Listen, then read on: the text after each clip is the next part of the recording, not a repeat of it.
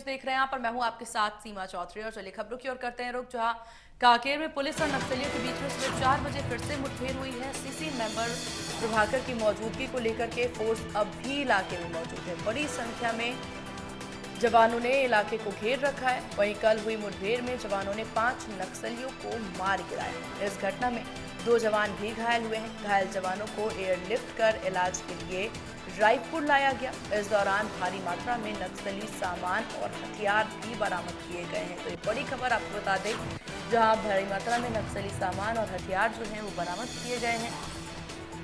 तो इस वक्त की बड़ी खबर, गृह मंत्री विजय शर्मा का बयान भी सामने आया। 5 नक्सलियों के शव बरामद किए गए हैं। इस वक्त की ये बड़ी खबर आपको बता दें।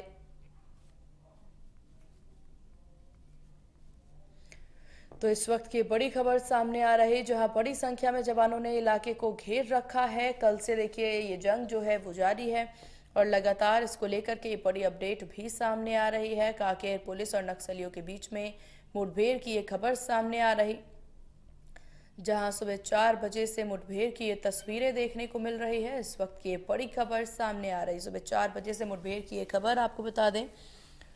तो गृह मंत्री विजय शर्मा ने इसे लेके बयान दिया। नारायणपुर और कांकेर की सीमा, जिले की सीमा प्रांत पर सुबह से ही गोलीबारी रुक रुक कर हो रही थी। उस मुठभेड़ में 5 नक्सलियों के शव बरामद हुए हैं।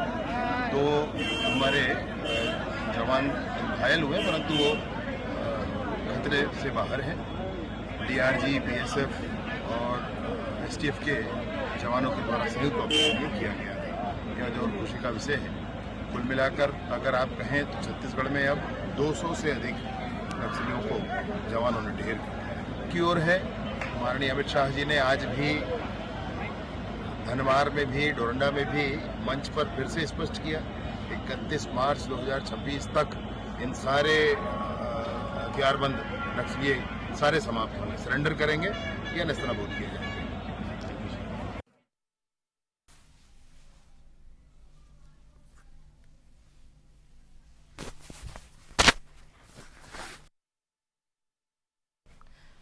और इस विषय पर ज्यादा जानकारी के साथ सहयोगी राजकुमार कश्यप हमारे साथ बने हुए हैं।